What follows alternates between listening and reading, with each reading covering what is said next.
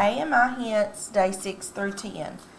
Day 6 was the story about Lewis and Clark and mapping their journey out west. And you need to read this and answer those questions. I was just going to talk for a second about the math problems. It asks you here, what was the average, it says Lewis and Clark set out on their journey May 14th, 1804.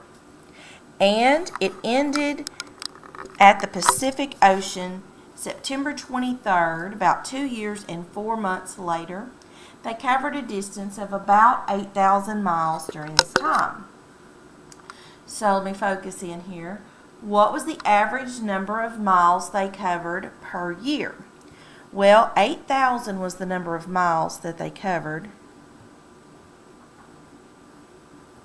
And they did that in 2 years and 4 months. So I put that as 4/12 because it takes 12 months to make a year. I simplified that to 2 and 1/3. So it's 2 divided by 2 and 1/3. And when you put that in your calculator, there's a lot of ways you can do that. Let's see, let me go to calculator X. It's probably going to play a song after I get through. Let's see, 8,000 divided by, and I want it to be a mixed number. Let me see if it'll do that clear.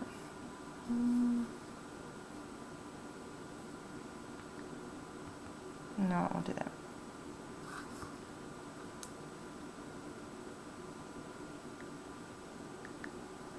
Second quit. It won't do alpha y equals. No, it won't. These won't do that. So I'll tell you what we're going to do. Second quit. We're going to come over here, and I know that 1/3 is 0.3 repeating, so I'm going to divide by 2.3333. And that comes up to be 3,428 3,428.58 miles per year.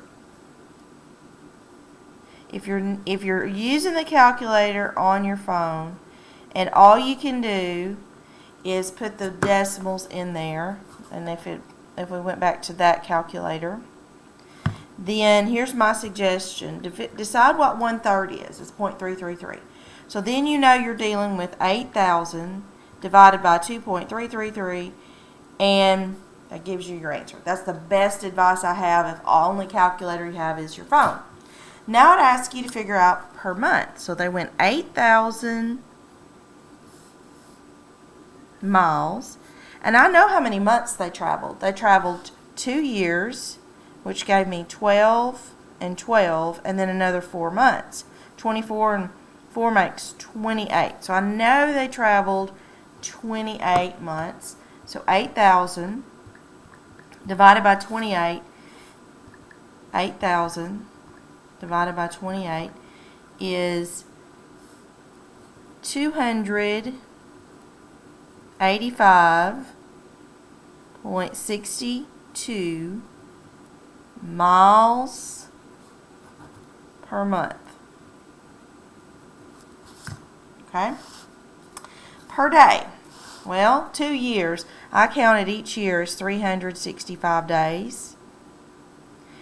I added to that 4 months, and I said each month was 30 days. I just estimated.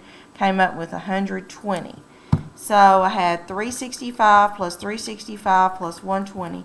I came up with 850 days. So 8,000 divided by 850, I came up with 9.41 miles per day. Okay? 9.41 miles per day. They're walking through the woods, probably not even on a trail. I mean, they don't even have a trail. They're having to cut their way through. And they're having to go across different terrain. So that's a lot of miles to cover in a day. You should check your phone and see how many miles you walk in a day. I keep up with that sometimes. I'll come over here and I'll check my phone, and today I haven't had very many. Yesterday I went 3 miles. Okay, I didn't do any extra yesterday. The day before that I went 6. I did a lot that day, and I didn't even cover what Lewis and Clark did. In 1803, Thomas Jefferson bought land from France called the Louisiana Purchase. He paid about $27 million for 828,000 acre piece of land. How much did he pay for the acre of land? You need to take the number of acres and divide it by the money.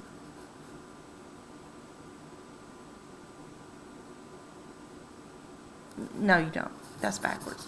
You need to take the money, 27 million, and you need to divide that by the number of acres.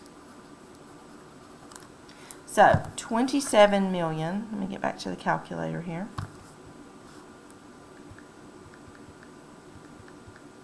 It's got 6 zeros in it. Divided by 828,000 gives me $32.6 per acre. $32.6 per acre.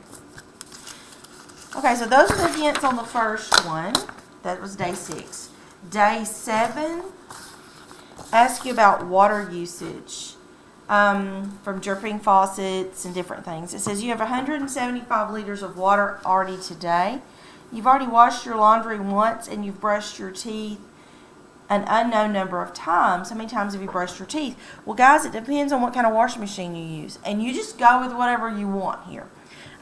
If you chose to say that you had used a conventional washing machine, then you would have used 165 liters doing your laundry. You'd only have 10 liters left over. And it takes 10 liters to brush your teeth. So in that case, you've only brushed your teeth once. That's fine as long as you brush them at least once. But what if you'd used a washing machine that used less water? That means that after you washed your clothes, you had 73 liters left. And that means that you could have brushed your teeth about 7 times. So just show your work on whatever type of washing machine you use. You have used 255 liters of water today. You've washed a load of laundry, had a shower, and washed the dishes in the dishwasher. How long did you shower? Well, a 10-minute shower takes 100 liters of water. So that's probably about 10 liters a minute. And the dishwasher takes 40. So I'm going to start here. You've used 255 liters of water. If you used the 165 liter washing machine and then you used the dishwasher, it would have left you with 50 liters, which would have been enough for a 5-minute shower. If you use the smaller amount of water washing your clothes, 102, and then you still used 40 on the dishwasher, you'd have been left with 113. You could have taken a 10-minute shower and you'd had 13 gallons left, so you probably could have said it could have been about an 11-minute shower. You received a notice from the city saying that because of a dripping faucet, your house used an extra 250 liters of water. How many days was your faucet dripping? Well, dripping faucet uses 50 liters of water. So 250 divided by 50 means that your faucet was dripping for 5 days. That's day 7. Okay, day 8. How to tell time of the clock. Guys, you just need to read this. There's not really any math questions. The whole article is a technical article, so it's kind of mathy stuff. But there's not really any. I couldn't find anything back there that it looked like you might need help with. And day 9, about ice cream. These days are getting warmer, so it would be nice to have some ice cream. The same thing there. I couldn't find anything there I thought you might need help with. And day 10,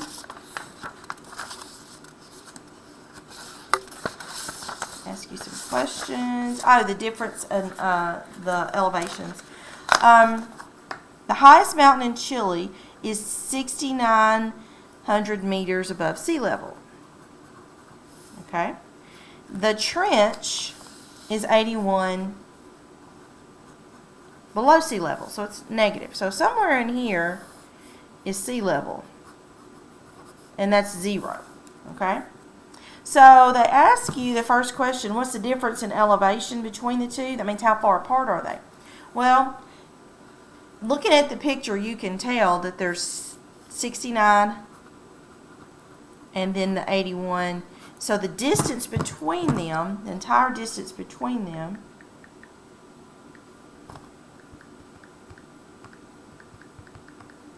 would be 15,000 feet. Now, mathematically speaking, this is what we would want to see. We would want to see 6,900 minus negative 8,100. And you know that when you're subtracting, you really add the opposite. So it's 6,900 plus, I always make 2 marks on my, I say make 2 marks, add the opposite, plus 8,100, which would be 15,000. Is the elevation halfway between them above or below sea level? Well, guys, halfway between them. And I know we all can think in our mind that it's 7,500, but they ask us not to calculate it. But that's how far apart. If you leave here and you go down 7,500, you're going to be at the halfway point. If you leave here and you go up 7,500, you're going to be at the halfway point. But what they're wanting you to reason is halfway between these two is going to be somewhere about here. It's going to be below sea level because this one is further below than that one is above. So smack dab in the middle of them is going to be here. It's going to be somewhere below sea level. Now, how far is that below sea level, or exactly where is it located? Well, if you leave here and you go up, and I just took that number and I divided it by 2. If you go up that far,